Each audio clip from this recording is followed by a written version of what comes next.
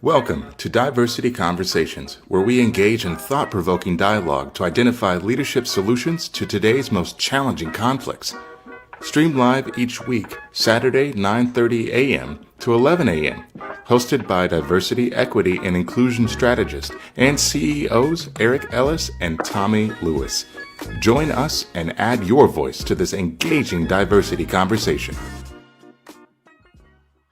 Good morning, Greater Cincinnati, Northern Kentucky, the United States, and the world. My name is Eric Ellis. I'm the president and CEO of Integrity Development Corporation, and I'm joined today by our guest host. That's what I'm going to call him. Our guest host and childhood friend, a serial entrepreneur, bootleg comedian, Ken Wilson.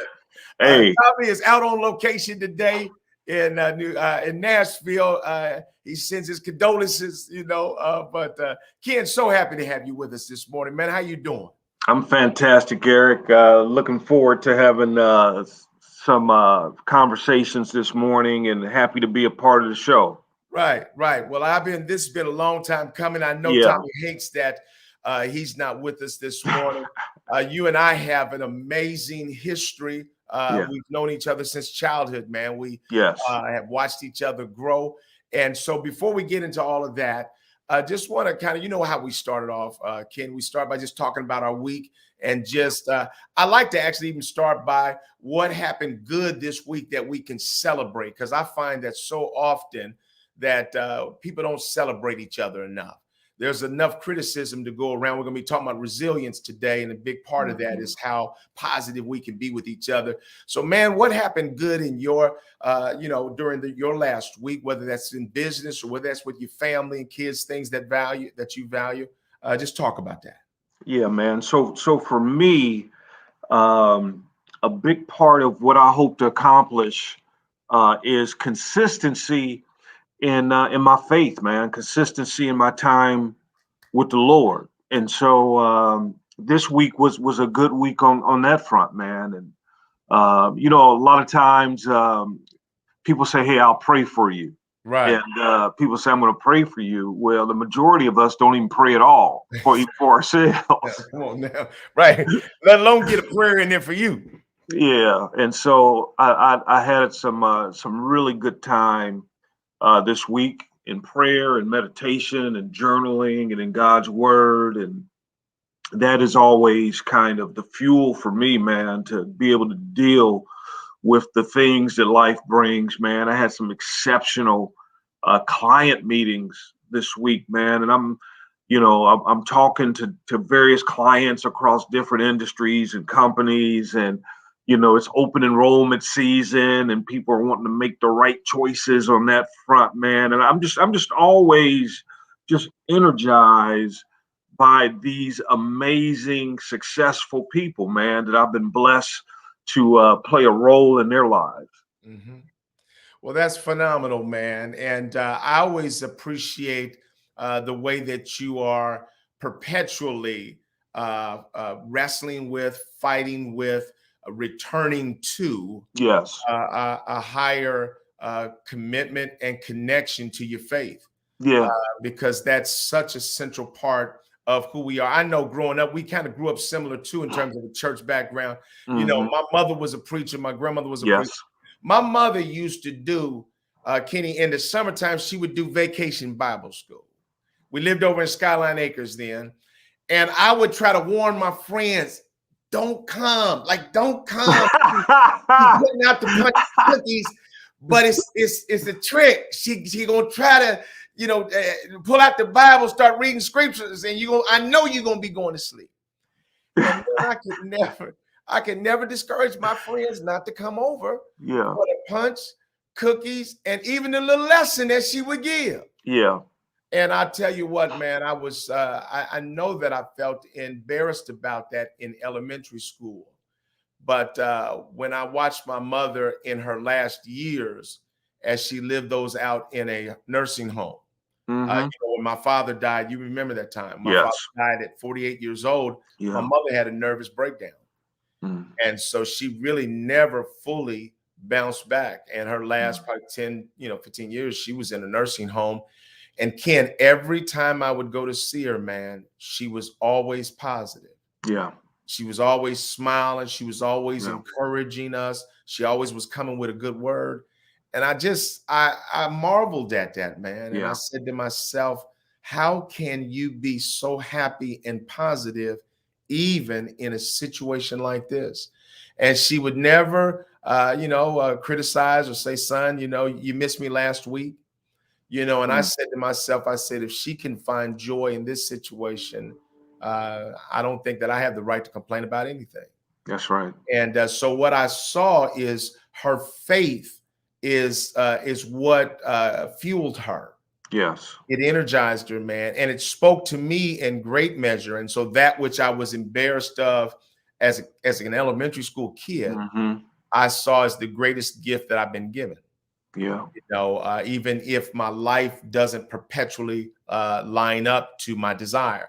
And none of ours does, Right. And you come from an amazing family, man. When I think about your family and the impact on our community and just growing up in Forest Park, man, it's just the energy. I just remember your dad being out at the basketball courts, man, and just so encouraging, man. He just, he saw some talent in me, and he would always encourage.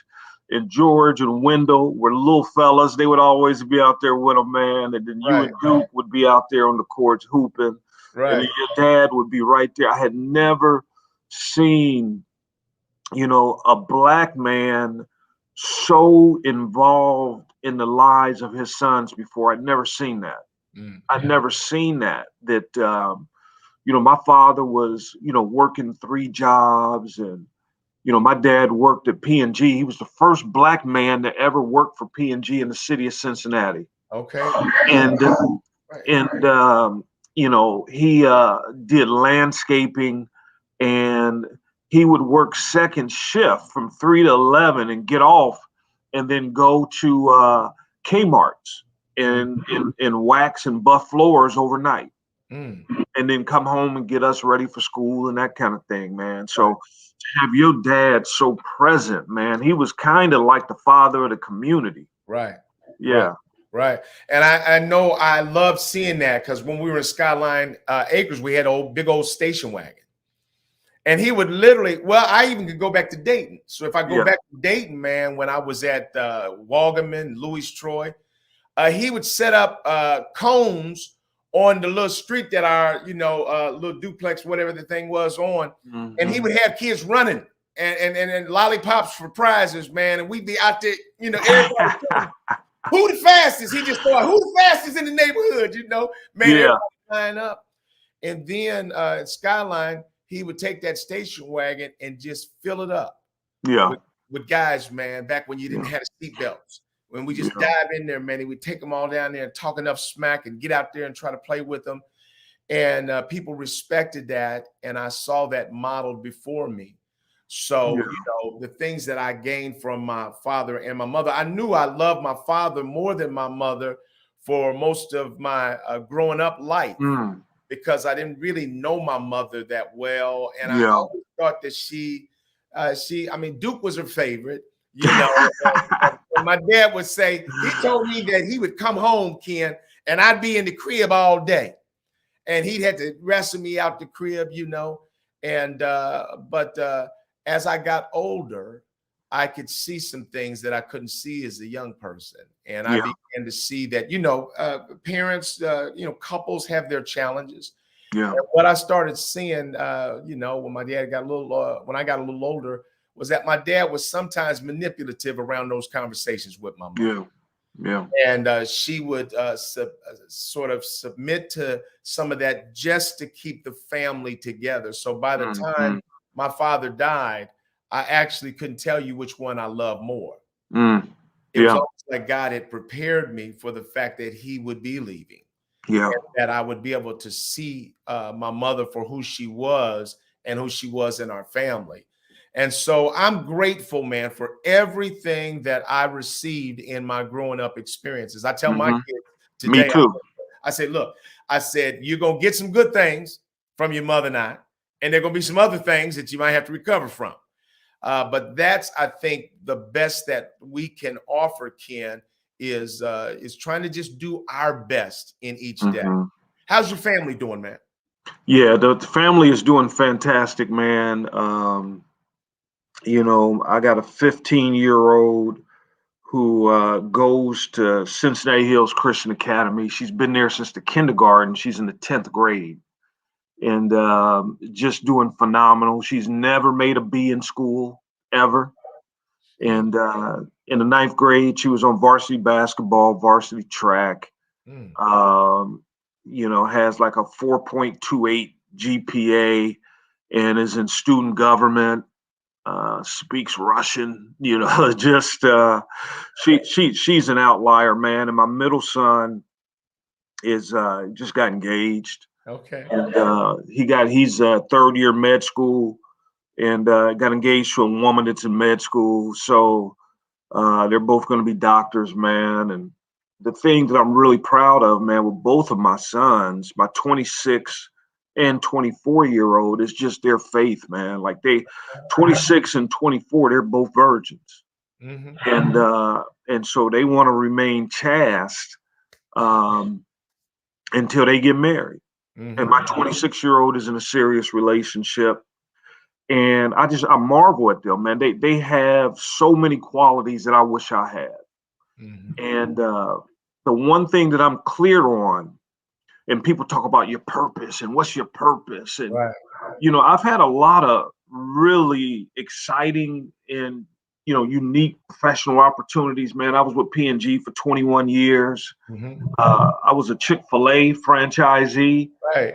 And the year that I became a Chick-fil-A franchisee, they had 30,000 applicants and they chose 20 people. Right. And I got a chance to do that and discover quickly that I hated the fast food restaurant industry. Okay. Right. And I said, man, I can't do this for the rest of my working life.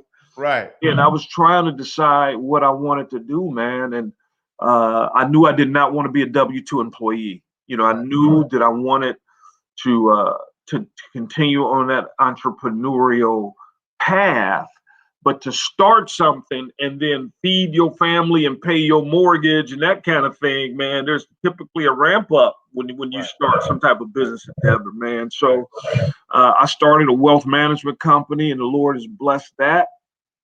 And, I look at my sons and they're so humble. And I think that humility is the most rare characteristic in humanity. That people, when I try to think about people who are humble, I hear people call themselves humble. Right. That disqualifies you because a humble person would never say, I'm humble. Right. They don't need to be acknowledged as that. Right. And so I look at these two young men, they've never taken a selfie. They're comfortable in their own skin. I've never been comfortable in my own skin. I've always been a person that did things to get attention and to try to be liked and to, I'm that guy that was constantly searching for a friend, like me, be my friend, tell me I'm good looking, tell me I'm well dressed, tell me I'm funny, but these young men, they don't really care anything about that, man. And so not a ounce of procrastination. Like if something is due January 1st, they're gonna be working on it this weekend. You know what I mean? Right. To wrap it up. Right. Yeah. So the family is doing great, man. I appreciate you asking. How's your artistic and talented crew doing? Right. They are painting a beautiful picture that I get the honor of watching. And so I just kind of watch what they do, man, as they go through, and they're all in slightly different places. But I'll say to people, Ken, that, as a parent, our children ride our boat for the first 18 years of their life. And after that, we got to choose to get on whatever they're on. That's right. If it's a cruiser, that's beautiful. If it's a tugboat, if it's a canoe with holes everywhere, you just get on and hold on and ride. And that's who I am, man. Me too. I'm ride or die, man. It don't matter to me Yeah. where you at. Yeah. And it don't matter what you turn into, what you do. Certainly it matters at one level. At another level, it doesn't matter at all. Doesn't matter at all. It's like I just get to see you every day. I get to see you, and I get to pull for you to become all that God has created you to be. Yes. And so I'm enjoying that, man. I've watched, while one of my sons was really struggling with anxiety and other things, and just watching him fight that battle, man. Needing some help and trying to deliver every ounce of himself to his purpose. Yeah. Around music, man. And I just watch all that and just say, at the end of the day, I'm here for you. The other thing that I don't know that I fully appreciated when I was younger is how much as a parent you have to keep growing.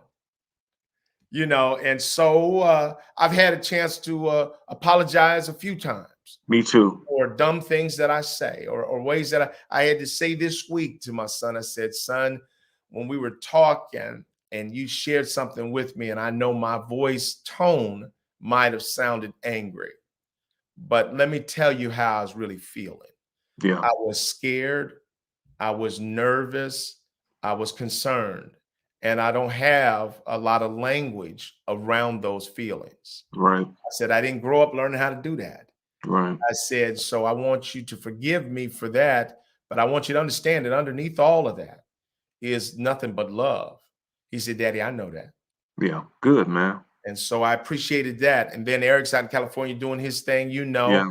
and, trying to paddle his own boat, man, his own ship, And, I think that sometimes we hear parents complaining about what their kids are always asking for from them. I love it if they ask me for anything. I mean, that's Yeah. that's one of my only jobs here on earth. Yeah. Is to be Yeah, available. man. But I watch my kids not want to ask for anything. Yeah. And really wanting to make it fully on their own, and almost apologizing when they have to ask. There's a part of the character that I like that says that you're trying to make it. I get that. But I do want you to fully understand. There is a safety net. Bruh. I'm not gonna let you hit the ground. There's a safety net, man. And we come from a generation where people are saying, I can't wait to get you out the house. You own your own. And so people want to be free of the responsibility, particularly the financial responsibility of kids, so they can do them and do whatever they want to do, go to the club or travel or whatever you want to do when the kids are gone. Right. But I've never felt that, man. I remember when I took my oldest son across the river to Northern Kentucky University and put his clothes in the dorm, man. That was an incredibly emotional experience for me. Absolutely, man. Yeah. Tears and everything, right? Yeah. Big as we are, as angry as we can get if you push us. And then you see what's going on in this world, man, and you just have concern for them. You see like this, every time I'm exposed or re-exposed to the underbelly of America, I have these conversations with my kids, man, and I'm always amazed at their take on it. And we talked about this Kyle Rittenhouse thing. Yeah. And, they were very saddened that this normal has been established, that citizens can carry guns and shoot people if they become afraid, Yeah. Right. And the thing is, all you have to do is change a few pieces on the board, and the whole scenario changes. You turn him into a black guy in an all-white community or something. I mean, it just all changes. That case has some complexities to it, but the long and the short of it is that that's an unfortunate period that we're going through. But Ken, here's what I wanted to really sort of lean into today. It's the title of the show, Resilience, Our Only Option. And I was looking at a piece that was written by Anne Grady, and she talks about resilience is not a fixed trait, but rather a set of habits, skills, and behaviors that can be cultivated and practiced proactively. When faced with challenges, big or small, those who practice resilience refuse to let fear hold them back. And so, as a backdrop of this conversation, Ken, I am seeing us in the midst of fear-laden societies, man, where COVID-19, I think, is just running rampant.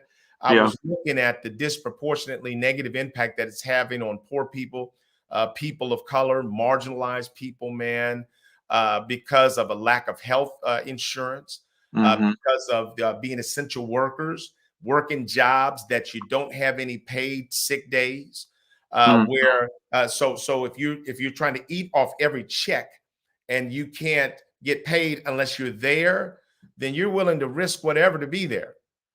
You're willing to take COVID there. So it increases the risk that people are up under and the death ultimately that people are facing. So we have this sort of health pandemic. And then we have this cultural and racial pandemic that we've heard people talk about. And so I thought it was so important for us to then say, what does resilience look like? She's got 4 keys here if we get a chance to get to those. But I want to start by just having you respond to your thinking about resilience and the role that it's played in your life. Because as I think about people, man, who I would say embody resilience, your name comes to the top of that list. I appreciate as being that. a person that has perpetually sort of reimagined your career and what you were trying to do, man, and utilizing the God-given talent, skills, and ability to, like a cat, find your way back to your feet. Yeah, man, resilience, that is it's a powerful word, man. It stirs emotion in me when I think about it. And adversity is a part of life. And you see it in social media. You see it as you interact with people, man, but social media is so revealing. And I believe that everybody has some sort of addiction because of the pain of life, that we do things that enable us to survive life. And some of those addictions are positive. I know people that are addicted to working out or running. I know people who are workaholics. I know people who are, addicted to reading the Bible. It's almost like an idol in their life. But we see people that every weekend, man, they're out drinking.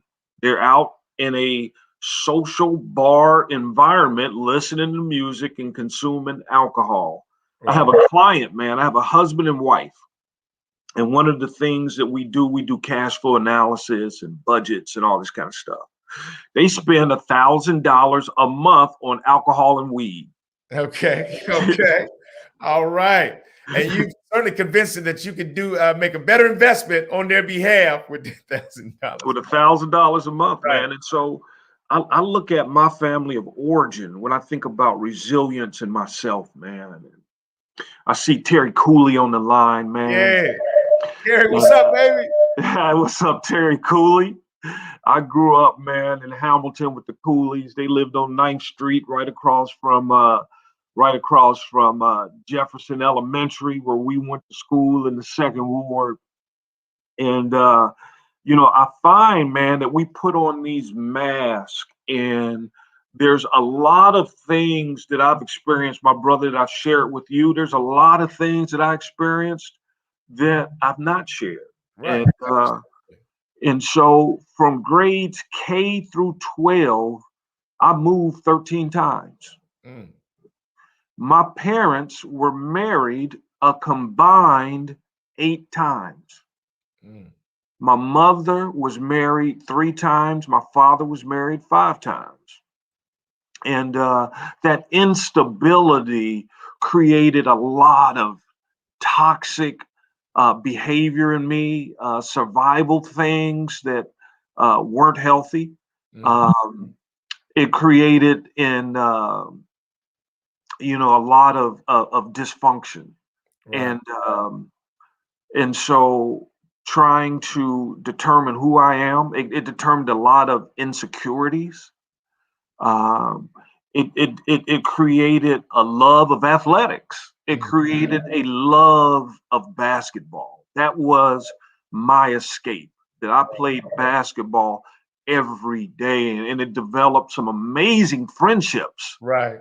Right. Um, but a lot of fear, uh, and a lot of toxicity in a worldview that in some regards wasn't healthy. But there's always a balance, a mix. There's always good things, toughness, and the resiliency, the desire to go forward and keep going, and not being afraid to ask, and a work ethic, and a desire to get out and escape. You know what I'm saying? Right. And to Right. be in a safe place. Right. And I think about, Hold on just a second, Ken. Hold yeah, it. Pause that thought for a second. sure. So let me just analyze what you just said Yeah. in this regard. That people that are listening today Mm-hmm. and that may listen after today Mm-hmm. uh, need to sort of replay what you just said to us. Mm-hmm. Uh, one of the things that you actually have said is you talked about your own family experience, and you said, Eric, there's some things, as close as we are, there's some things that you know about me, and there's some things that you don't know about me. Mm-hmm. And I think, Ken, in many ways, we're living in a world right now where what people are publishing is their life's greatest adventures, Mm-hmm. and even a fantasy of the best parts of their life. That if my life wasn't that perfect, then I'm going to Photoshop it. I'm going to Photoshop my life so that when you see it, it comes off as perfect. And Yeah. so we sit here and we look at their published version of their life, and we think that somehow we're behind. But what you have said to us is, Eric, there's a story here that Mm-hmm. there's a more robust story Yeah. that has joy and pain. Thank you, Frankie Beverly. Yeah. And what I want people to understand is that wherever you are right now, whatever day you are having right now, Yeah. you need to understand that the worst part of your day is not, you're not the only person in the world that is having that worst part of the day. Right. That's the stuff that we all experience, whether we talk about it or not. And that somehow we have to find a way to come out of the ashes of the worst parts of our day in our lives, Yeah. find our way to a better place. Yeah. And understand that living life, just like golf, Kenny, golf, the thing you have to know to come to golf and to play golf is that golf is an up and down game. That is the nature of the game. So if you don't like up and down, don't find something else. find something else. And life Yeah. is that same way. So I just think it's so important for people to hear that, because I think that the pain of life and the negativity of our experiences can sometimes begin to close in so much on us that we imagine that we're the only people that are having that experience. Yeah, because everything is so fake, man. I've heard Facebook called fake book, and you see date night, and you see, look at me, I'm eating a steak, or look at me, I'm on an airplane, or look at me, I'm on a beach and I'm living my best life, and this kind of stuff, man. And I go back, and even as a young child, uh, I was sexually assaulted as a 9-year-old by somebody that I loved and trusted. We used to go to the Boys and Girls Club in Hamilton, and my mom used to always say, "Zip your coat up." It was like in the winter. I never zipped or buttoned my coat up.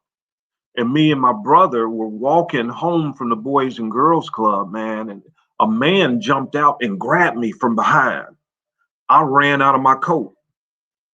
My brother, he caught my brother, man, and brutally beat him and raped him. My brother was in the hospital for 2 months. Mm. And we never talked about that as a family. My brother never got counseling. Right. You know, it was almost like, you know, take a shower, take a bath, and get ready for school tomorrow. You know. Mm. And I remember my brother's gay. I think that assault had a lot to do with his sexual identity. Man, Hamilton was a small town, and you know, everybody was talking about it and calling my brother a faggot and sissy and this, that, and the other, man. And I remember my brother is an artist. He is a professor of fashion design at the University of Cincinnati. And I remember my dad came home one day and he said, I ain't gonna have no son of mine being no damn faggot. And he took my brother out and put him on a fast pitch baseball team. My brother never played baseball in his life. Right. He goes out there, man. They put a glove on his hand and put him on first base, man. Balls hit to the shortstop. Shortstop fires to first base, man. Hit my brother right in the eye and busted his eye socket. And so I'm living in this situation, man, and developing like a hatred for my father. Mm. It was like a love and hate thing, man. And I wanted to get out of that environment so desperately. And I couldn't wait to graduate from high school and get a basketball scholarship and go play in the NBA. Right. Right. It didn't work like that, man, but God opened up some other doors, man. You know, so I get in Procter and Gamble. Hold up. Sorry, Kenny. You Yeah, go just ahead. packed so much in there that I can't just blow past that. Okay. Man, you said again, thank you for your willingness to be transparent, because other people might understand their lives a little bit better and maybe even understand the lives of others. So we see people who are living in marginalized areas and communities, and we look at them as though, like, why are you aspiring to be a pro athlete or a rapper or whatever? Yes. And what we don't recognize is that the story that they're living and the fantasy that they have to develop around how do I get away from It's survival. Yeah. How do I get away mental survival? Yeah. That's it.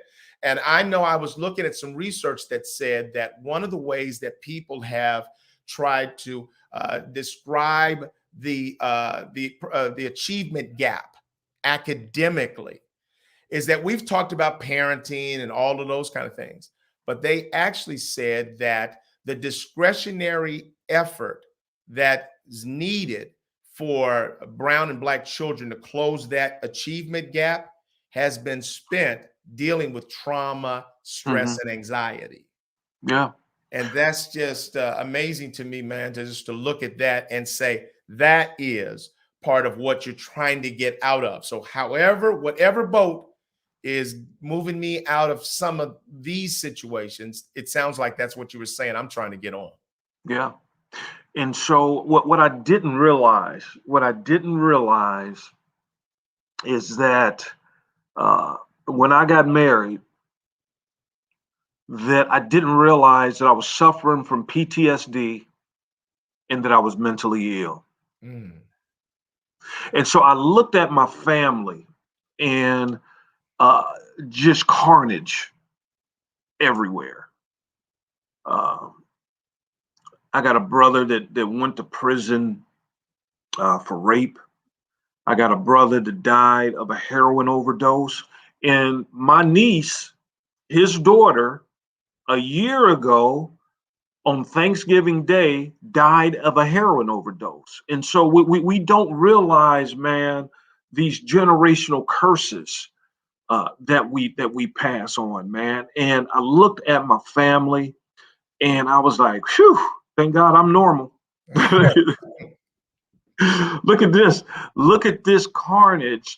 Thank God I'm the only one that survived it. But I didn't. I didn't. Right.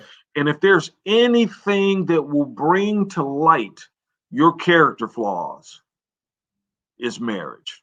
Absolutely. Right. Your selfishness, your pornography addiction, your poor spending habits, all of that as a single person, Right. it may even be considered normal by the Right. world. And living large. You live in large, Right. but inside a marriage, and I went through an 18-month period, man, where I lost my oldest daughter. My mother died suddenly, man. My mother went to the emergency room. We had went to a funeral of a friend on a Saturday, went to TGI Fridays after that. And I called my mother Sunday and said, "You need me to pick you up to go to church?" She said, "My stomach is upset. I'm not going today." And I called her later that day. "Are you feeling any better?" She said, "No, my stomach is really upset." I said, "What have you taken?" And so Monday morning, she drove herself to the emergency room at Mercy South Hospital, man, and never came out. And my daughter, man, her face turned purple laying in my bed, and she stopped breathing. My father went to prison, and all of this stuff was happening. And you talk about anxiety and mental health, depression. Man, that hit me so hard, E. I remember, man, I'm at P&G. I'm an executive. I got this big corner office. I got an office that on my desk, there was a push button that I could push the button to close the door. If I got a confidential phone call or something and I needed privacy, I pressed the button, the door would close. Bam. Right. And I'm looking out the window, man, and my office faced the Justice Center. And I remember telling my secretary, her name is Brenda, clear my calendar for the next 90 minutes. I'll be back.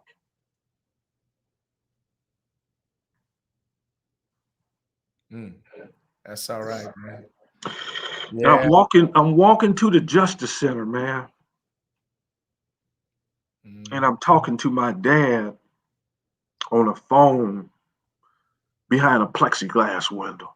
And I remember out that window, I said, "What the fuck is wrong with you?" And I'm screaming at him, and I'm so angry.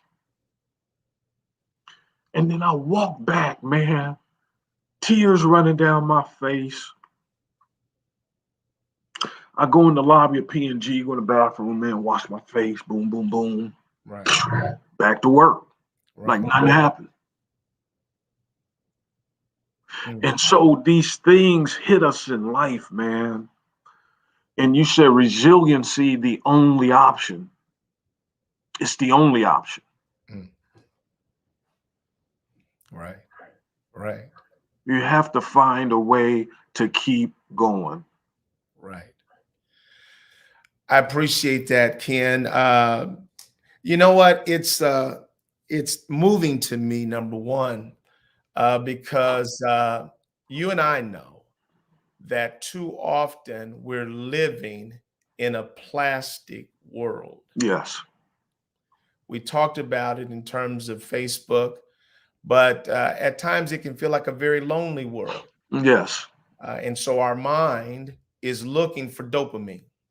Yes. It can get dopamine from drugs, alcohol, sex, music, food, yeah, music, or it can get dopamine from our purpose.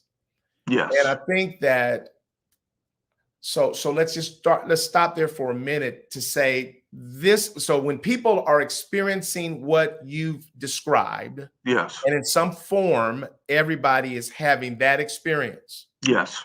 And then they have to go into the bathroom of life and they have to sort of fix their face and then come out and say, "Hey, how you doing today?" "Oh, fantastic." That's what they have to do.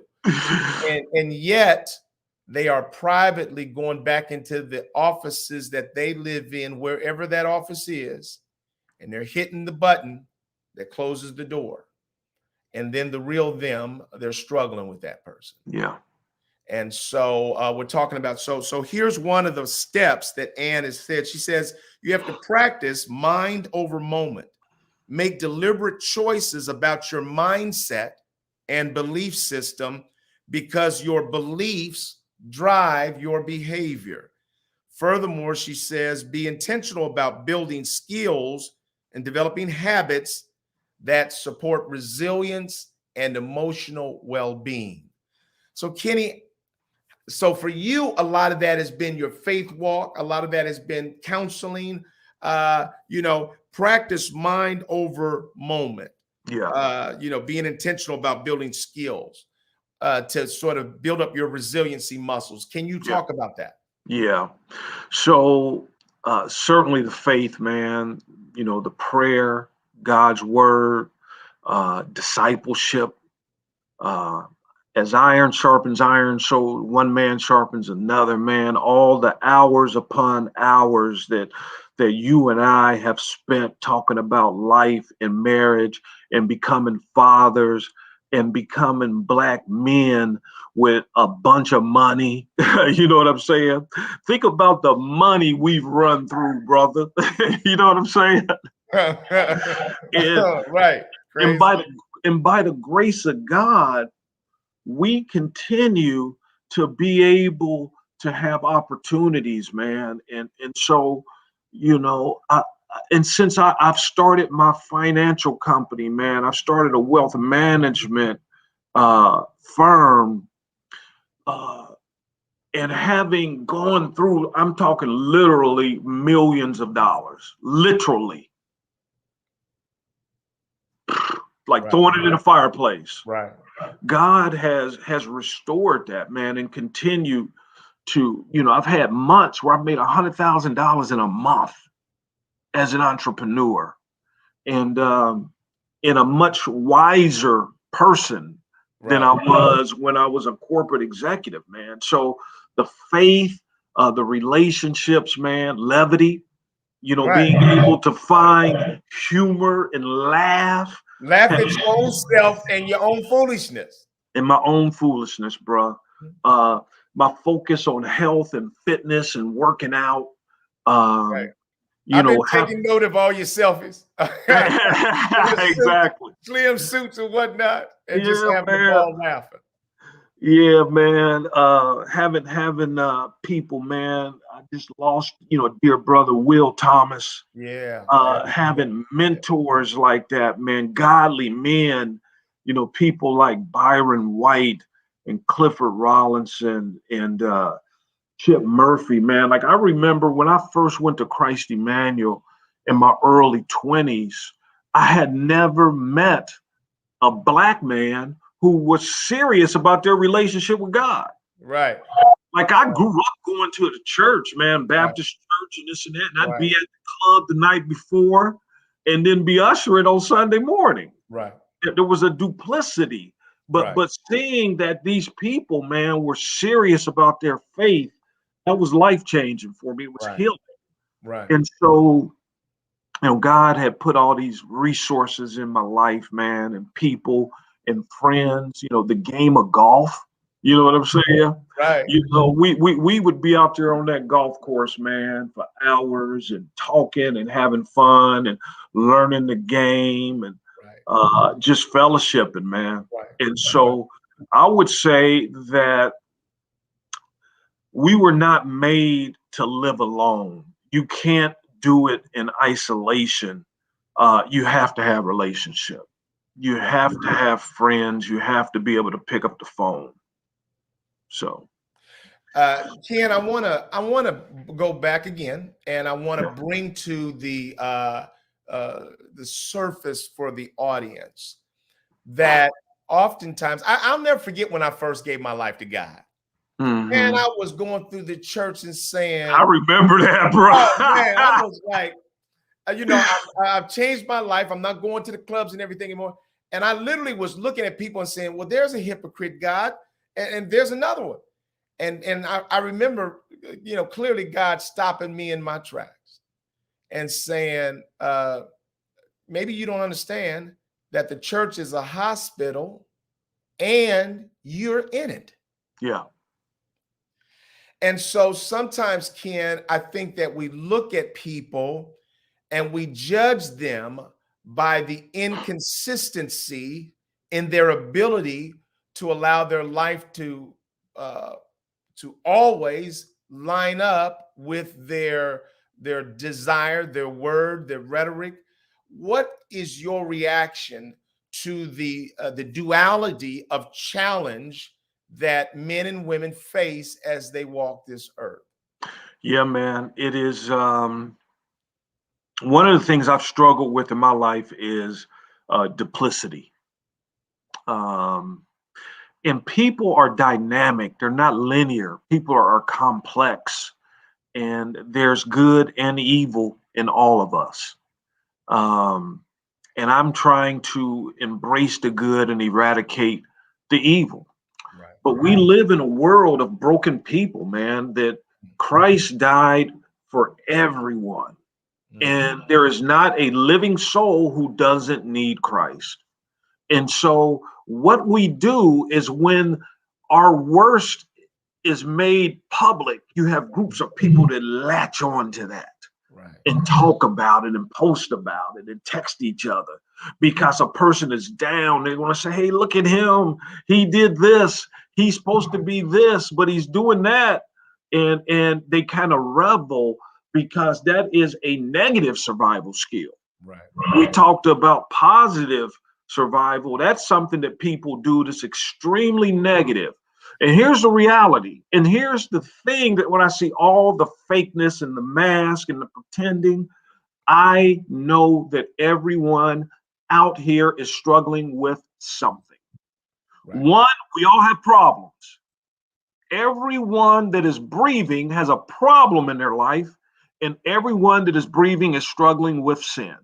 Mm-hmm. That's all of us. Right. And so there is nobody who the worst choice you ever made that you could survive that choice being covered by the media, ESPN and CNN, oh my goodness, covering your worst choices. Right. And so when I understand that, when I see somebody's fall made public, I take no joy in that because I turn that camera on myself.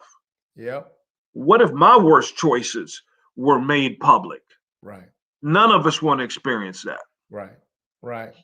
Man, that is powerful. And so in the line of work that I do, around diversity, that is in many ways what I'm trying to offer people is the same grace that God offers me. You're gifted for that. You're called to that, bro, in a way that I've never seen anybody else do it. Yeah. And on some days, and if people don't have a real learned eye, they might even misdiagnose it as weakness. But humility, grace, and forgiveness are not weakness. No, strength. They're amazing strength. Yeah. And I would say to you that so I say that's what I seek to do to people is to say it's safe to come in this water because I'm not going to beat you up for the worst inside of you and the worst that you do. I'm not going to beat you up for that. I'm going to give you the same love and the same forgiveness and the same understanding that God has provided for me. Yeah. And I think that what you're saying here, Ken, is that we live in a world of people like that. So why not, instead of judging me by my worst day, why not find ways to give each other more grace and more understanding? Because sin and weakness and failure is synonymous with humanity. Yeah, it is. They are. Yeah. And we all want to be loved. We all want to be respected. We all want to be appreciated. We all want to be listened to.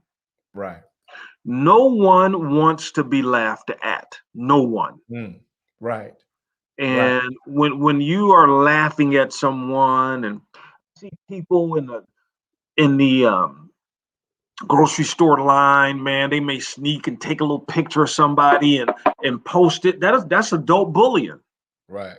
And so we have to let go of the pettiness, man, and just like you said, find a way to show people grace, and get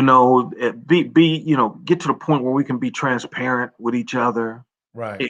And I've got to the point, man, where I've experienced so much pain, so much loss. I've lost almost everything a man can lose. That you get to the point where, I'm not going to say you don't care, but you are so focused on being healthy and sound and loving people.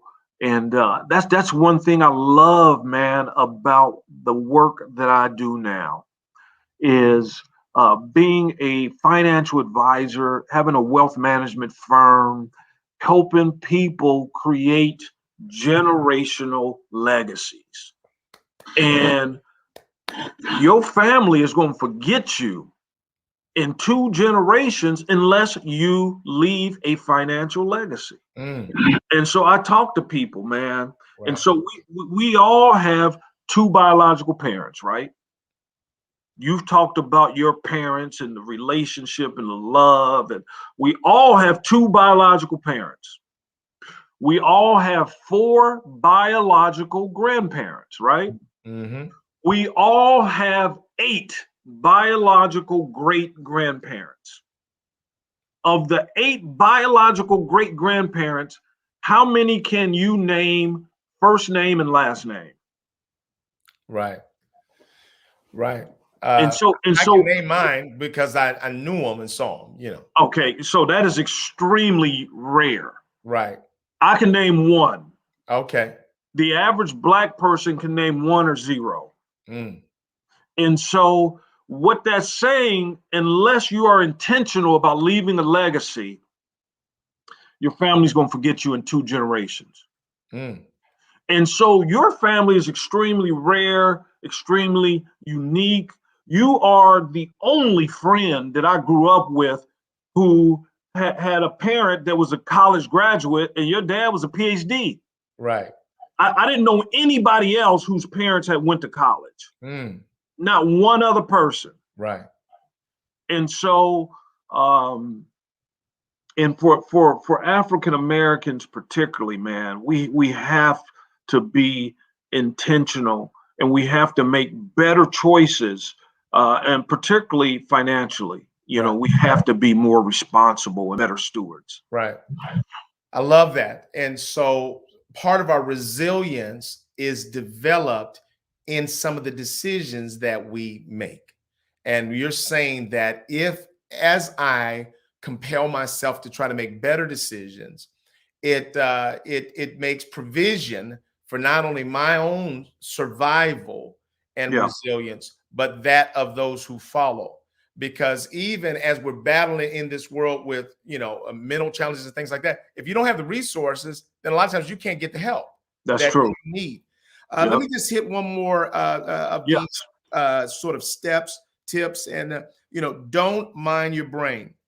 In times of stress, she says, and uncertainty, your brain magnifies negative news, information, and perceptions in order to protect you.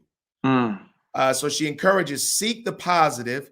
I like this, Ken. Be intentional about finding the good in people and situations. I'm going to continue, but I want to say that's something that I try to do on a regular basis. You do. And I really want to, it feels to me like the world is so negative that if I can just find not something that I'm making up, but something that I genuinely can say to somebody as an encouragement, that I feel good in saying it. And I'm not trying to get anything back in return, but I just want to, I oftentimes, I don't know if my spirit sees a sadness in people that I feel need to be encouraged. But as a coach, I believe that every kid needs to be celebrated. And as you celebrate them, you see them blossom into their better selves. Last week, take notice of little moments, appreciate small gestures, communicate your gratitude for others. Any thought that you have about that? Man, that is powerful, brother. And you are a natural born encourager. You are a positive person, man. And in your life, in your professional success, I think it all it exhibits that you are a person that is not negative, man. You never complain. You know, you have a half full mentality, and it's authentic, it's genuine, it's not fake, it's not And I'll tell you, and I think that for me, part of where that comes from is the same grateful place that it comes from for you. Yeah. I'm grateful. Thankful. Absolutely. I know the score. Yes. I know that if I, got everything that all of my actions in life deserved, that I certainly wouldn't be anywhere close to where I am. No, I I'm had a grateful. therapist. Yeah. I had a therapist tell me after sharing my story, she said that I've never met anyone who has experienced what you've experienced and has also experienced a measure of success that you've experienced, that people are either dead or in prison or in a corner crazy somewhere. And so I know that to be true. I know that God's favor is on my life for a purpose, Right. for his glory, for his purpose. And let me cut in on that and say it in this way. Make no mistake, anybody that's watching Ken and I today, that the success that we're talking about is not simply economic success, because actually financial success can lead you deeper into the caverns of your worst self. It did for me, for sure. Right. And so success means in many ways that I'm experiencing more of the purpose in which God designed in my life. Mm-hmm. And that I'm experiencing positive relationship with the people that I love the most. Yes. And the people God has put me in their lives to try to be an encouragement. Now, the financial piece and being able to survive and feed ourselves, we're grateful for that. We're very happy for that part. But that would not capture the fullness of the term success. Yes. No, that's true. So true. Because we see, I tell my kids that money is like fool's gold. It promises greater than it can deliver. And all you have to do is see the people who have amassed a lot of money and then haven't had any purpose, and you see whatever their issue is, that issue will bury you. Yeah. And I don't care where you go in the world, all the money in the world is not going to make you not be you. So if you're not working on yourself, you can go to Cairo, Dubai, no matter where you go, there's going to be a mirror there. And when you walk in front of it, it's going to be you. It's still going to be Eric. It's still Eric's still going to be there. And so our success means that we are perpetually working on ourselves and in our failed and success states and finding a way to live with ourselves. I would say that, Ken, that's one of the things that we do is find a way to live with ourselves and our humanity and hopefully try to keep growing forward, even if it is up and down. Let's up and down, upward. You know, how I can tell if a person is self-aware, if they're serious about growth and focused on themselves, is their fragility around getting feedback. That there's some people that if you tell them something that they did that affected you in a certain way, or how they could have improved doing something, there's some people that they melt down, like they get defensive and angry. And I say, okay, Thank you. I will never give you any feedback ever again. And it makes me think about how I receive feedback. Mm. And I want it. I want to know what people are thinking about me. I want to know um, how I can do something better. I want to know if I hurt somebody because it wasn't intentional. Um, and so that is, to me, a marker that people's ability and willingness to receive feedback and coaching, man. I think that's critical.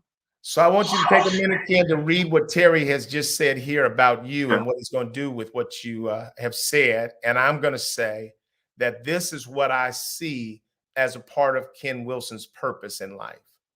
My view is that everything that you've experienced and everything that you've gone through and are going through, you have found a boldness and an urgency in sharing those in authentic ways so that that might have an impact on others.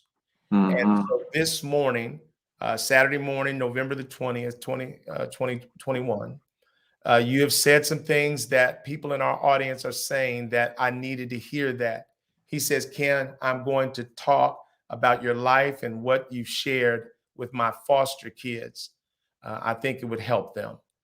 Man, that's all we want to do in life Yeah. is be a help to others. I Yeah. know a lot about what Terry is doing. Now, Terry Cooley is, I want to say this because I think this applies to you as well. A lot of times you haven't been your jokey self today, but a lot of times when people find a person that is humorous and funny or can talk, they talk about them, they describe them as having the gift of gab. Yeah. Or a person like Terry, they'll look at him and say he's a big guy. There's a reason why people respect him because he's a big guy and he's intimidating. And they listen to the way that he talks because he has such practical life wisdom, and they simply dismiss that as being the gift of gab. Yeah. What they don't see is the depth of knowledge and understanding that he has and the depth of real true love that he has for people. That's what I'm going to lie at your feet as well, is that your honesty and transparency comes from a place of deep love of others, hearing a truth that they're living that people aren't talking about very often. Yeah. And so you're saying, whatever you think about me, good or bad, I'm willing to be transparent if it is helpful to others. Now, I always think that we have to balance that with not exposing things that harm the people that are around us. So we're always balancing those two. But I know what Terry is doing with those foster kids, and the people at the agencies oftentimes mistakenly think that the main reason why he has some of the most difficult kids in Los Angeles that he's keeping, but one of the main reasons why he has them under control is because somehow he's bullying or intimidating them. They have no understanding of the depth of his love and his capacity to reason with their minds in ways that cause them to want to follow him. Yeah. And so what he's saying here, I think, is so profound, and it speaks to the value of authentic transparency and being able to share with people some of the journey that you've taken. Is there anything else that we haven't tapped that you want to make sure you leave people with as it relates to resilience? Man, I mean, we've discussed a lot, man. I just want to say, don't give up. Don't believe the lies. And so a lot of times, we're in a war against ourselves. And there's been people who have said bad things about Kenny Wilson, but there's nobody that has said as many bad things about Kenny Wilson as Kenny Wilson has said about himself. Right. And so, we have to encourage ourselves. We have to affirm ourselves.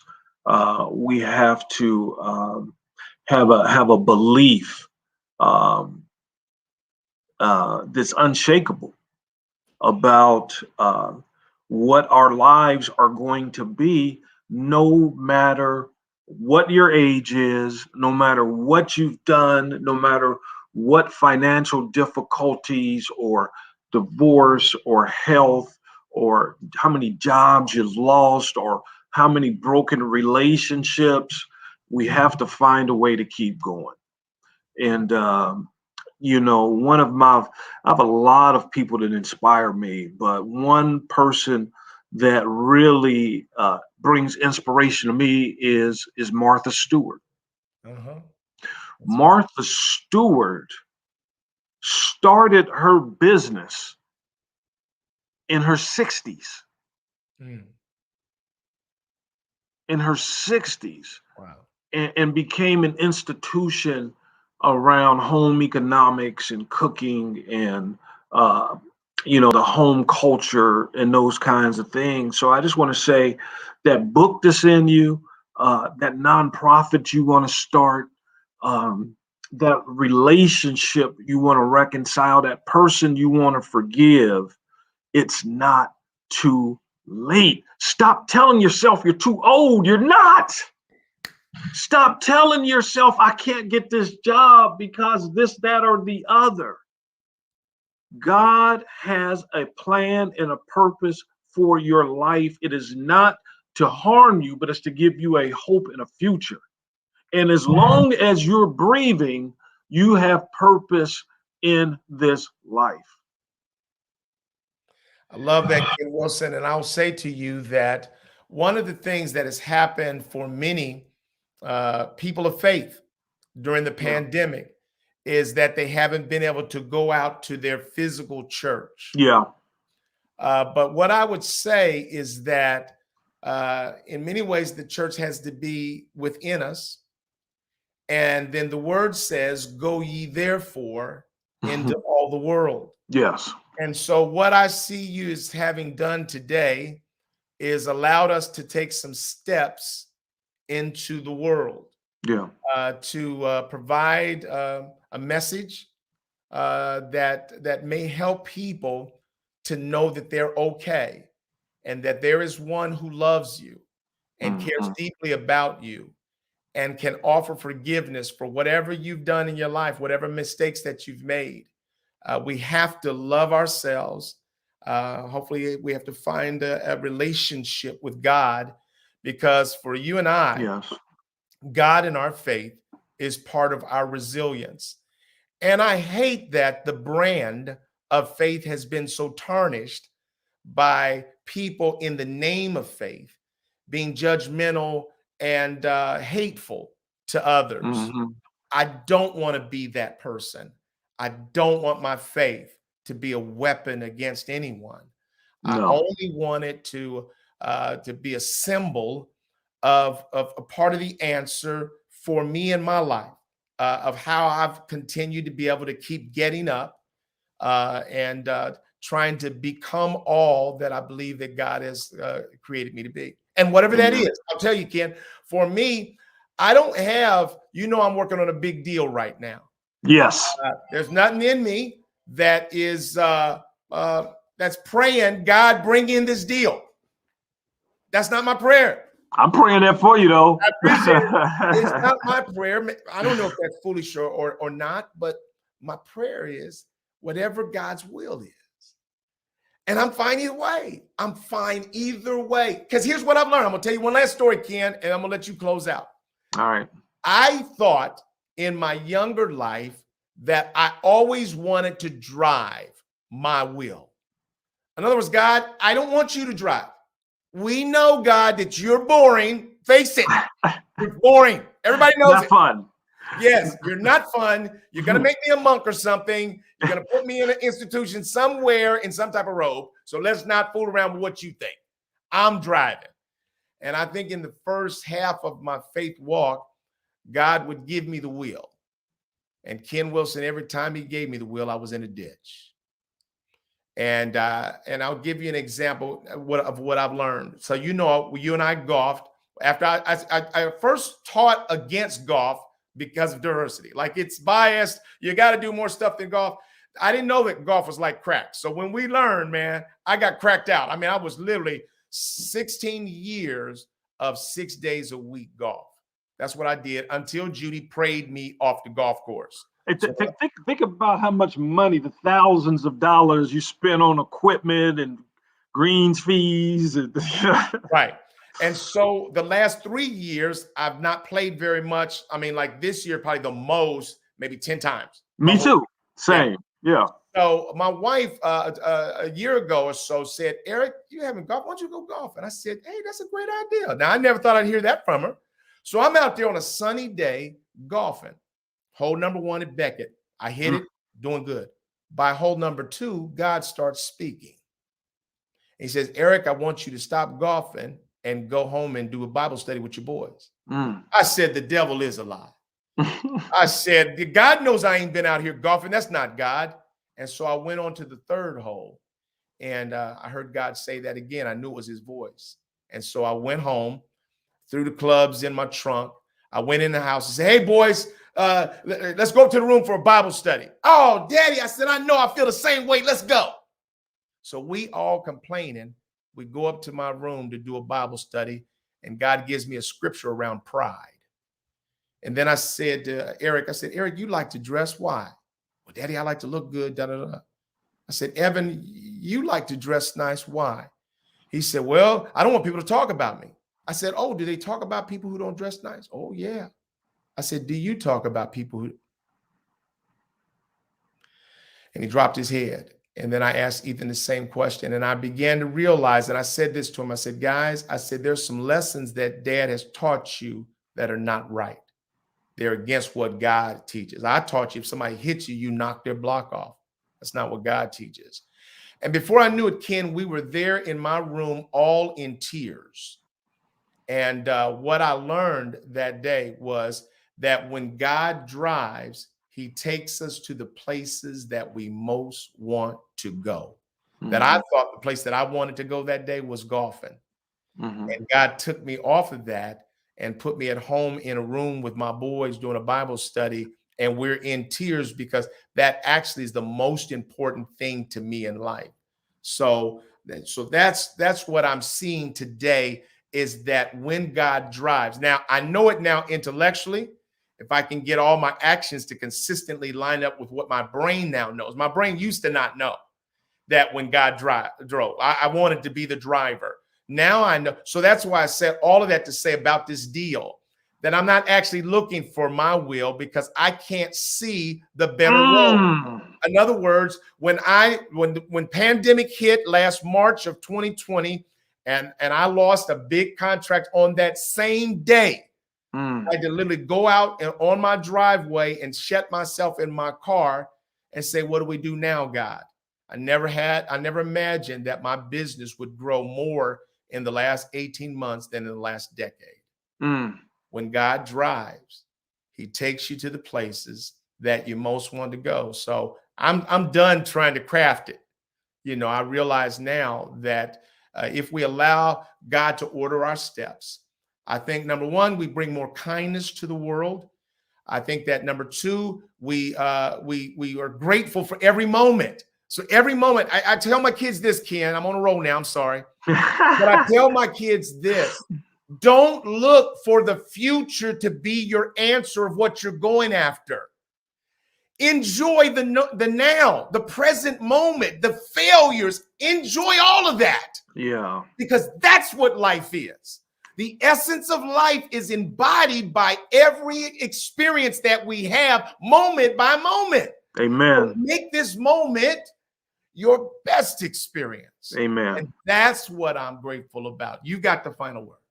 Yeah, man, that's powerful, bro. I don't even know what I can add or build on that, man. Living in the moment. And so what I find is Satan does his best work keeping us in the past. He has no power to affect what's happening right now or the future, but he can torment us in the past. And oftentimes the future can bring anxiety and worry and those types of things, man. So I love that living in the moment. And I think about, some of the worst choices that I have made and how God has redeemed them, man. I remember getting suspended from school in the 9th grade for bringing marijuana to school, giving it to someone who then got caught selling it. And they said, "Where'd you get that from?" So I got that from Kenny Wilson. And so I can remember getting called to the principal's office, man, and the police were there.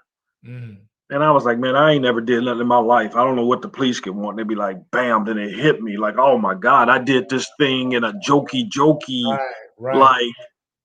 and got caught up in a situation, man. And the police said, we can either take you out of here in handcuffs right now, or you can go home tonight and bring your parents to the police station. So I had to go home and tell my parents that I had essentially been arrested, and we had to go to the police station. And I ended up getting suspended from school, and then came back like after I think like a month, and in school suspension. And it was I actually flunked the 9th grade. And so I had to accumulate enough credits in the next 3 years to graduate. And that experience, it had a profound impact on every decision I made for the rest of my life, who I allowed myself to hang with, and the people I associated with. And I wasn't going to get anywhere remotely in the vicinity of trouble ever again. Right. And I think about that today, and the dichotomy of a lot of life is that we need relationships, but success is achieved really in solitude. Like the dark, quiet places of whether it's writing a business plan or a strategy to close a deal or pursuing your relationship with God, man. Like those things are done in solitude. And the more serious you get about your family and your relationships and your relationship with God or pursuing your dreams, man, the smaller your circle gets. And then when I see people on social media always out with 1,000 friends, taking pictures and drinking, I kind of question that. I scratch my head and be like, hey, I hope you are on the path that God has you on. Right. Because we all know, and I've had periods in my life where my circle was extremely big and I wasn't accomplishing a whole lot. So pursue those meaningful relationships. But I'm an extrovert, but I have become more of an introvert. I get energy through solitude, and I'm starting to like myself a lot more. And I enjoy being with myself. Well, Ken Wilson, this has been phenomenal, man, as I knew it would be. You are never the same guy, moment by moment, day by day. Yeah. But you're always the same heart and the same character and the same genuine person. You're always that. And the same person trying to get better. We're all complex. That's how humans are. But I'm so grateful that you said yes to join me this morning. And here's the thing I love, Ken. You'll understand this. I said, I don't care ultimately who sees the show. The fact that I have a compilation of people that I love, that I can go back and look at for years to come. Yeah. I'm grateful for that collection. Right. I wish I had one of these with a conversation with my father. Amen. My mother. And so I'm grateful, man, that you have joined today the history book of my life, not just from who we are as friends, but now this archive of my life that happens in a digital format. I thank you for that. I appreciate it. My pleasure, man. Thanks for having me, my brother. Yep. Be blessed. Be blessed. Have a fantastic weekend, man. Happy Thanksgiving. And go Bear Cats. That's right now. They've been holding on. That's all you got to do is win out. They hold on. They undefeated, bro. We got to finish strong now. That's right. Love you, man. Take care. Love you too, bro. All right, we'll see you.